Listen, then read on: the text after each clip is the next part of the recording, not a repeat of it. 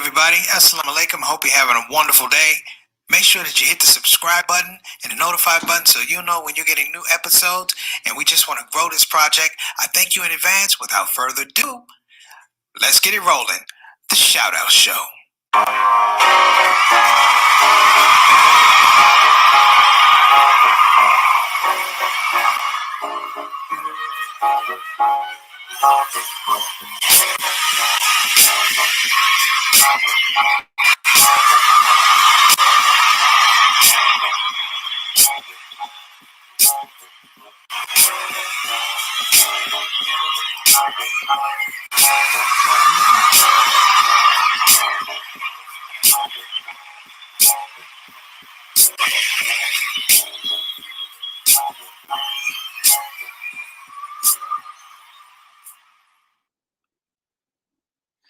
Assalamu alaikum rahmatullahi barakatuh, family. How are you? This is Preacher Moss, of course, the host of the SOS the Shout Out Show. I want to thank everybody for coming in. I know it's a busy day in the Muslim community. We're celebrating Eid al-Adha, the commencement of the people that have gone to Hajj and finished up their pilgrimage.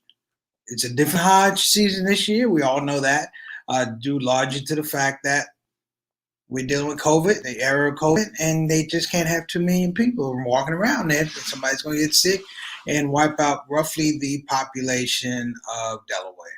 So listen, this is a kickback show today. I have a big show tomorrow. It's not even a big show, man. I'm celebrating my 100th show tomorrow, the Shout Out Show. So you guys are getting the Friday Funnies with Preacher Moss. If you have something funny you want to share or you want me to rip on for a little bit, feel free to send it in. This is sort of like the call and response comedy type of situation that we have here on the Shout Out Show. And I encourage everybody to come on with your ideas and things like that. Altaf, my brother, E. Kareem, walaikum assalam rahmatullahi barakatuh. E. Kareem, I got your email, and yes, I will wear a Toronto Blue Jays hat. I just want you to know that your brother's got all love for you. I got nothing but love for the city of Toronto. The country of Canada, you know, that's where we launched Allah Made Me Funny back in 2004. So I will definitely wear that hat. We're gonna connect and work that thing out. And besides, you guys have Big Joe Carter when he hit the home run for the World Series and he did this. I thought that was the coolest thing in the world. That's number one. Number two, brothers and sisters. I've been thinking, man, what it is that's been bothering me about this whole COVID thing, this whole Donald Trump thing. You know what it is that bothers me? And I'm not saying as a black man or anything, as a Muslim, just as a human being, like, it's just this gross thing that people don't have discipline anymore. It's like the disappearance of discipline. And if you grew up in, out of the 60s and the 70s and the 80s, we all grew up with, like, discipline. You know what I mean? Like, when you were a kid and you were growing up, I don't know how old people are. When you were a kid and you were growing up, I think this applies across the board. When you were going to get a spanking, and we did get spankings back there, you did get whoopings back there, but let me qualify that. That was not abuse. That was an understanding. Something had gone to that conversation, had gone awry, so the whooping was the last thing that happened. Getting a spanking was the last thing that happened. Depending on your offense, it went from the level of spanking to whooping to spanking. I think everybody needs to know that. But I think the thing that's really interesting is for the spankings or the whoopings I got when I was a kid, everybody's going to tell you, especially when you're in your 50s and late 40s, everybody's going to tell you that whatever whooping you got, 98.99% of the time, you deserved it. You knew how you were getting a whooping. I'm just saying, I'm being funny. You knew when you were going to get a whooping. Like, your parents would sit down, if you will. This is my mom. I'm limping down to the 100th show on my walker. Girl, get off your walker. You limp from there to the kitchen. Go eat. That's what you're going to do. You got to talk away to your mom. I love mom anyway. But I'm saying that as a thing because when you got a whooping back in a day, it was a breakdown of discipline. And as a result of a breakdown of discipline, you got, what was it, people? Discipline. And I'm saying, when you got a spanking back in the day, anybody's going to tell you this. Nobody wanted to get a spanking. There's no parents that wanted to lay their hands on their children. There's no parents that want to lay their hands on their children. Here's real talk, though. But if it was a breakdown of discipline, they did that.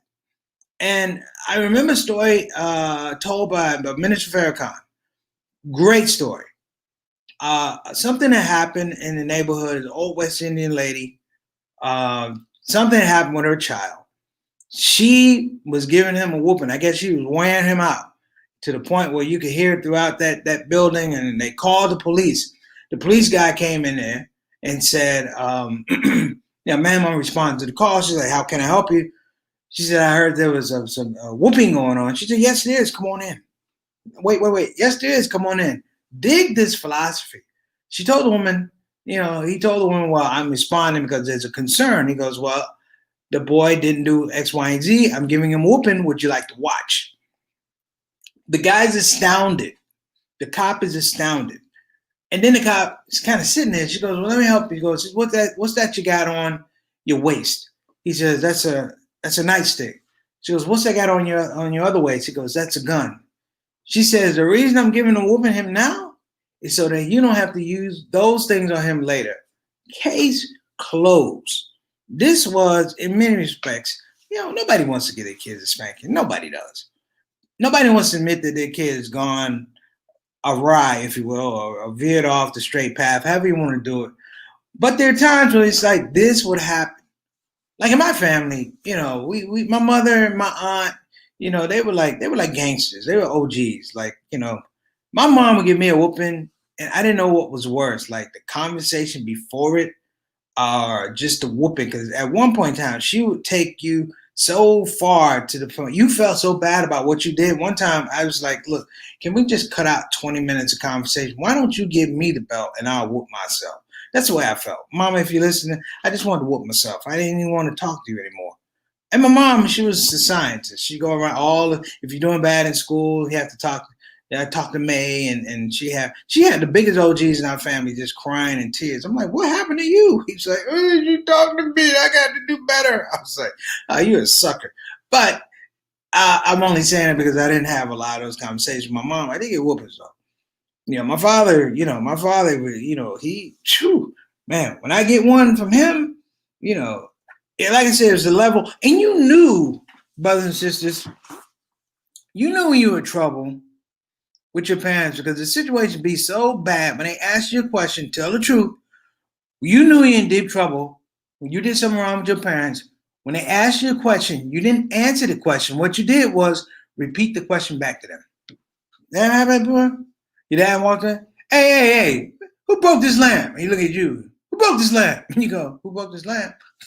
That's what it happened. Hey, who tore up this? Who tore up this? And you look at it, you go, who tore up this thing? That's what you said. You knew you were in trouble.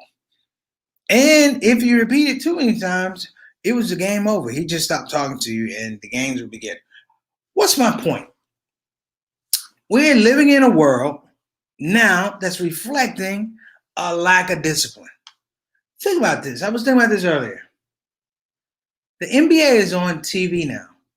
NBA games are playing as we sit here and talk. Let me give a shout out. Assalamu alaikum warahmatullahi wabarakatuh. We're in a situation where NBA players are down in Orlando, Florida, in a bubble playing basketball. They started last night. They've been scrimmaging, but the season started back last night.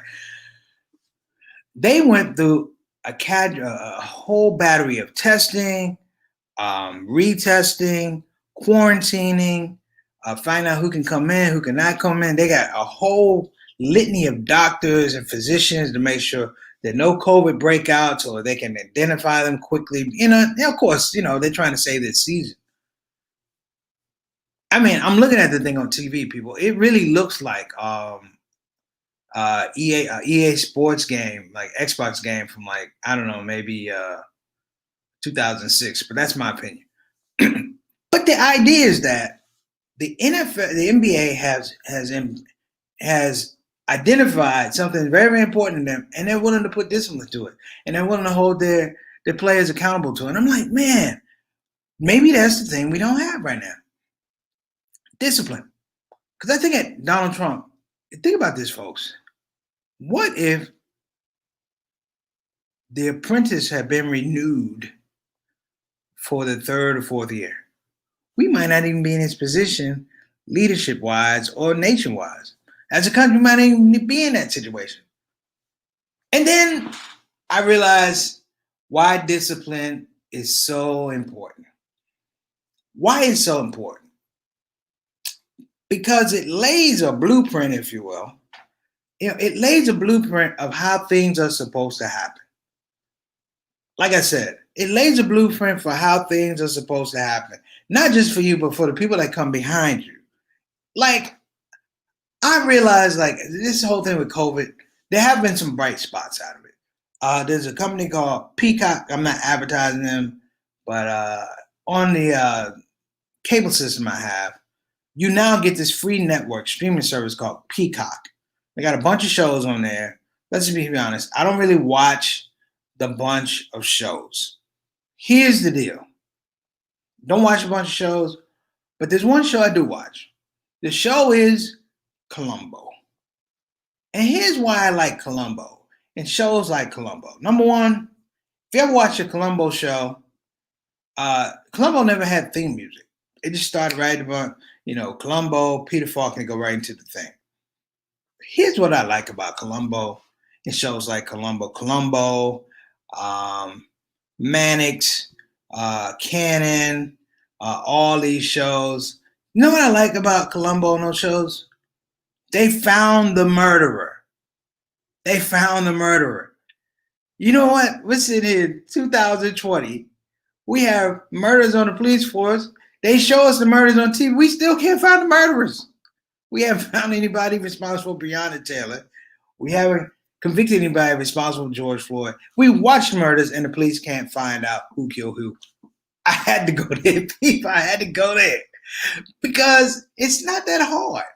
The first detectives that you're ever going to deal with, brothers and sisters, let me give a shout out. Brother Jihad out of Philadelphia, Walaikum Assalam, Rahmatullah Barakatuh. Eid Mubarak, brother, Eid Mubarak. Hey, Matlock, there you go. I was thinking of shows. Matlock, they always found out who the guy was. Perry Mason was a lawyer, but even Perry Mason found out who killed who and got his client off. Thank you, Salim. Appreciate it. And give parents the what's up too. Good to see you. But they found the murderer. Here we are, DNA. DNA, they got statistics, they got cameras. We still can't find the murderer. Still can't find the murderer. Kojak.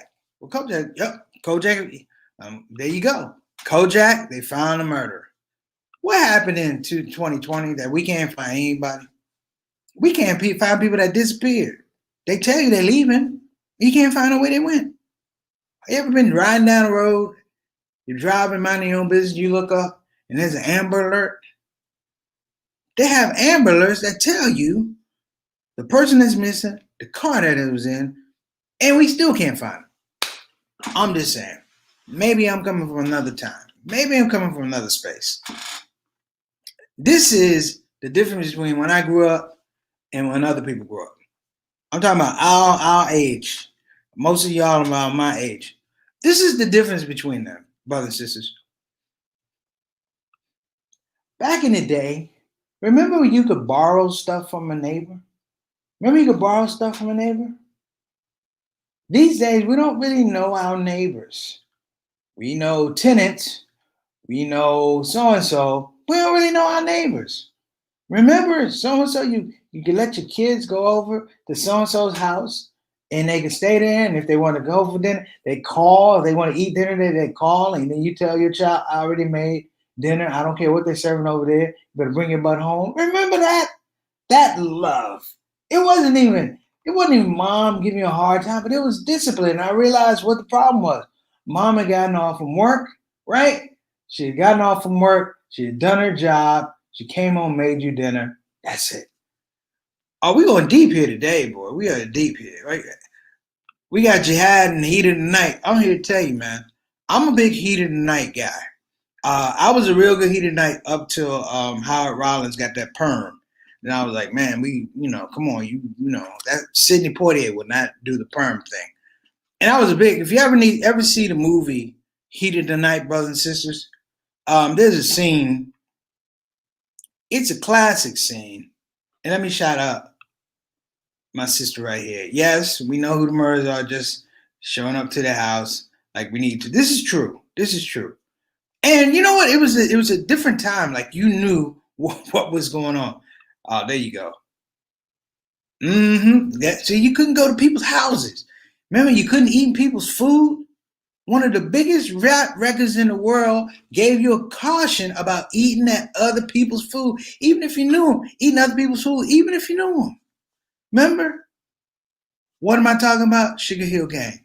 I'm just sitting here. I'm just sitting and make myself conscious eating this ugly food that stinks. That's real talk. Remember that? I'm telling y'all gotta now. I'm gonna have to bring up Sugar Hill Gang. Sugar Hill Gang made me not want to eat at one of my neighbors' houses because I saw the lady cooking and pull some earwax and keep cooking, and I was like, I'm never gonna eat over the house again. I was like, you know what? I don't even care if they pass away. If she has a repass, I'm not going there because I believe that earwax is gonna show up some point in time. There you go. Yep. Carl Weathers. Oh, we got another E person. Sherlock Holmes. Yeah, I like Sherlock Holmes. Angela Lansbury. They figured that out too. But I'm gonna tell y'all something. You can argue with me all you want to, but the coldest dude was Columbo. I believe that's cold. That Columbo is the coldest dude. You know why? And this is why I like Columbo. And this might sound really, really bad. Okay, but Columbo pretty much locked up all white people, and I enjoyed it. It made me feel better about me. It was not, you watch cops, most of them poor people get. Columbo arrested people who were wealthy, people who are high class folks. He arrested people that thought they would never get arrested. Can you remember Dick Van Dyke on the show? He faked the kidnap and killed his wife, and Columbo figured all that stuff out. I'm like, you know what? You watch that type of thing. And you know what it reminds you of? It reminds you of the fact that, there you go, about to carry him out. Okay. There we go, Satana. Columbo hands down. And I realize why Columbo has a warm space in my heart. My mother's watching. I'm going to say this. Columbo has a special place in my heart. I'm going to tell you why. Because every black parent, when you got in trouble, they ran down to Columbo on you. They knew you did it. They had all the evidence. But they let you keep digging that ditch, that grave deeper and deeper and deeper and deeper and deeper and deeper. They knew you did it. All the evidence had lined up. And they move all the evidence out just for entertainment, just to see exactly what you're going to say. So when the bottom fell out and they gave you a whooping and they talked to all their relatives, they make jokes about you. Girl, you don't believe this boy said. I can't believe. I heard my dad one time. Boy, I had kill that boy. You know what he told me? And they compared notes in the neighborhood, and they made sure that I think there was a book that was compiled. Like in Surkoff, they talk about a book that writes down every little thing. I believe my parents and the neighbors did the same thing, brothers and sisters. And it's not even mean spirited. Oh, wait a minute. Jihad is going with Magnum PI. Man, you only doing that because of the car and it's Hawaii, brother. I'm just saying. Oh, wait a minute. Oh, we got a classic. Stop. On the Friday Funnies with Preacher Moss, we got a classic, people. Here you go. Wait a minute. Amatullah Salim says, this is what every parent says to you when they talk to you. Just don't lie to me. Just don't lie to me. People, if your parents ever said that to you, just don't lie to me, it's game over. That is game over. What they say when they say don't lie to me, they categorize. They say just don't lie to me the way you lying to me right now, because I'm getting irritated. Sometimes they listen to that and they do enjoy it. They enjoy it. Okay, I have somebody. Yes, speak on the Black Mom Columbo. I'm gonna tell you something. Moms have photographic memory in the house. They know where everything's supposed to be sitting. They know what they place everything a certain way because, hear me out, because they have discipline. They know what everything. You ever watch your mom in the kitchen? You ever watch your mom in the kitchen? She doesn't have to move around. This is an efficiency. She can keep her eye on a frying pan and something with some vegetable, and she just goes to the and she keeps her food. She can have the phone on. You know why? And all I'm going to say is she knows what everything is. She knows what everything is, and she can just keep talking. She does the same thing in conversations. Okay, all right, Salim, I got you. Monkle's a good show. I didn't see all the episodes. I grew up on Columbo. That was it. You know, I got busted on Columbo a couple times. I did. I got busted on Columbo a couple times. My mom was like Black Columbo because she would. My mom got a law degree, so that tells you I didn't get away with much in my house. But sometimes I remember I was in such trouble with my mom one time, and I was lying so bad. My dad intervened as my lawyer. And instead of my mom giving me a whooping, my dad gave me a whooping. He go, boy, I had to stop you because that woman's gonna kill you. He said, I'm gonna damn near kill you, but you ain't luck because it's pay week. I'm feeling good. I got places to go.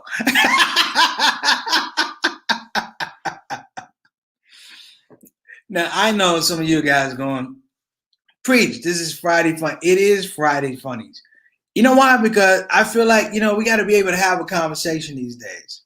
Even in sad times, you used to be able to have a conversation. I don't know if any of you grew up with this, but I remember when I was a kid and I got my driver's license. You know what that means? During the summertime, it didn't mean I had transportation to go to work. I had to go to work. You know what I found out what it really meant? It really meant that I had to take my grandma to every funeral she ever wanted to go to. That's what it felt like. You ever have to take your grandparents, your elders to funerals of people they don't really know? They make you go to funerals of people that knew them, that knew them, that knew them. They didn't even know them. I'm like, Grandma, who's this person? She said, I don't know. This one of Gina's cousin friends. I'm like, wait a minute. You done put use 7 pronouns, remove, and got me up in a wedding. I mean, not a wedding, but a funeral. I mean, that's what it is. Let me bring this one up. Yes. If it didn't add up, it was a wrap. See, I miss that now. I've watched children, and I don't know about you. I watch children, and I watch some parents discipline them kids, and I am thoroughly, thoroughly disappointed. Let me say that. I am thoroughly disappointed. I saw a kid. He was in deep trouble. And I was trying to coach him from the side, like, don't say that. Because the mother, I told you, you knew you were in trouble back in the day. If they asked you a question and you repeated the question back to them, you knew it was a wrap, right? Didn't I tell you not to go didn't I tell you not to go around the park? You go around the park. See, you didn't have to say the whole thing. That's what I'm saying. I saw this kid and I was like, this kid is dead to rights. I saw him do the crime in the mall. And the mother said, didn't I tell you to leave that stuff alone? And the kid said, well, I just wanted to play with it. Nah. You look at his face. I was like, these people. Because clearly I'm thinking a murder is going to take place. I'm in the mall pulling out my phone because I'm thinking this is going to be great on TikTok or YouTube, or at least, I can explain to the policeman. I'll just show them the video because what I'm thinking about to happen, I can't even verbalize it. And the mother says, will you please listen to me? The kid, I'm like, Yeah, man. And you know, when the mother goes away from the kid, and you're in a space, and the kid disrespects the mother, and you walk up by the kid, you just for the hell of it, just smack him anyway. Excuse me, but I was reaching for, I was reaching for a shirt. I got it. There you go. I need that shirt. Remember I do that before when them church hits. All right, my mom got me in a church hit one time. Remember that when you act up in church? Mom had the Bible. She had the hymn book. Remember the hymn book? You know why those hymn books have those dents in the back? That's from smacking children. I remember I was acting one time. My mom was an usher. I don't know where that hand came from. There was the senior usher. His name was Brother Rice, and Brother Rice told my mom I was acting up. He gave one of them look right there, you know, because all the ushers had to have one hand behind their back at all times and a plate, you know. And Brother Rice went like that, and I was joking, and I thought I heard gunfire, like pow. I was like, "Who just got shot up in church?" And my back of my neck started stinging. I was like, "My mom done shot me in the church." I said, "Man." And the worst part about it is, once you got that spot, you're not gonna get another one when you get home. Okay, here's the deal. All this to say, this whole conversation, if you will, which has gone kind of quickly as a matter of fact, it brings up the whole idea of discipline. When I say discipline, I mean mom and dads being able to be mom and dads. I told you guys a story about, for lack of a better word, I told you guys a story about that West Indian woman Minister Farrakhan talked about. And that woman said, you know, I'm disciplining my son now, so you don't discipline him later. And she was talking to the policeman. We need to have that space. We need to have that discipline. We need to get back to understanding how important it is to have call to actions. When I say call to actions, call to actions. And you may have thought it was tough love, whatever, with your parents. Most of the time, it is. My parents love us. Nobody wants to give us a spanking, but if you got out of order, it was what it was. But it was those call to actions that we're missing now. We're arguing over masks. Herman Cain, 2012 candidate for president. This guy survived cancer. He had a 30% chance of living with cancer. He beat cancer only to go to Tulsa, Oklahoma, and Arizona with no mask. With no mask. Following somebody telling him it was okay. So listen, and let me throw it to Sister Rabina. Yeah, there you go. Yep, shoes. Yep, shoes. Yep, shoes. I'm not even going to. I remember my mother told me I was getting a whooping, told me to sit down. She had to take a call. Yeah, get a call. You're like, yeah, we're getting a whooping, and your mom said, just sit there, man. I gotta take this phone call. I'm like, I'm getting a spanking. You gonna prioritize this? Anyway. All right, let me say a few things before I get out of here, because it's your Friday. I want you to get out and enjoy your Friday. And remember the old terms. Remember, thank God it's Friday. Remember, thank God, TGIF. I guess if you're Muslim, it's TAIF. I don't know, thank Allah it's Friday. But the most important thing was that we were thankful. Now it's like, we get, Eid Mubarak, no, thank God it's Friday. You made enough. So many of you know that tomorrow is going to be my 100th show of the ShOUT Show. Why is that important? I feel hope. Oh, yeah, absolutely. I have to. ShOUT Show is important, particularly coming from the Imam Worth Muhammad community. It's very important that we get out here and every day we have a call to action. Now, I'm not saying my show is that, but it comes from that space. And doing 100 shows, brothers and sisters, is not any testament to me. It's a testament to the pioneers. It's a testament to my mom and my dad that I watch get up and go to work every day when they didn't want to. It's a testament to my grandfather and people like that, my uncles, my aunts that got up and did work every day. And it's about discipline. Sultana Whitfield is on this. She's on this show, and she's consultant producer on this show, and we remember talking about doing a ShOUT show. It was at the height of Corona. And we said, we're going to do the show. And we plan to do one show on April the 24th, the first day of Ramadan. And then that spirit comes up. And he said, wait a minute, we are disciplined. I said, why are we going to do one show? I got in my mind, I don't know, maybe it's the Michael Jordan documentary. I was like, no, we're going to do a 30 for 30 on a shout-out show. And we're going to do 30 shows in 30 days. And we did 30 shows in 30 days. And we got better. And our audiences got better. And people came and they enjoyed themselves. And they came and they had comments. And we had conversation. We had fellowship on this thing. And, I feel like the old Christian, look what God does. Well, look what Allah does. We went from one show to 30 shows to tomorrow. It'll be 100 shows, back to back to back to back. We're like the Muslim Waffle House or Denny's. We just don't close. But I want to thank people now. I believe in giving you roses while you're still above ground. I want to give all of you your roses and tell you thank you for coming on the show. And so for that, we have a show tomorrow. I'm going to be doing some things differently. If you come on the show tomorrow, people, I'm actually going to give you the code. And I think I'm going to bring you on the show. And I'm going to take you out of the comment section, if you will. And I want to see what you look like and what you're thinking. And just, we're going to make this a family thing. But tomorrow is the 100th show. And all I can say to that is all praise to Allah. And I hope, brothers and sisters, that we'll go. And people go, what are you going to do after 100 shows? We black folk. You do 101 shows. So I'll see you tomorrow. Please be there. I don't know how long we're going to go. We're definitely going to go longer than 30 minutes because I don't have people on the show. I'm going to make you the guest. Not me, you the guest. So Sister Rabina, come on the show tomorrow and bring that shoe, okay? Bring the actual shoe. Call your mama, get the shoe. Tell her, probably in a plaque somewhere.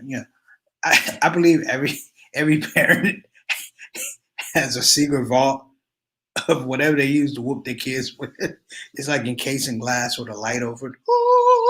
And when you die, they give it to you to help you with your kids. All right, so I will see you guys tomorrow. Please check out the message. Anybody's come on the show, remember to subscribe. We're up to 76. We're trying to get to 100. 100 is a big number, but I'm going to ask, if you have any people that you like, tell them to subscribe to the show. If you have some people you don't like, definitely tell them to subscribe to the show. This is Preacher Mars, Shout Out Show. I appreciate you. Listen, thank you again, and have an excellent, let me say it again, have an excellent Friday. Inshallah, I'll see you tomorrow. Assalamu alaikum wa rahmatullahi wa barakatuh.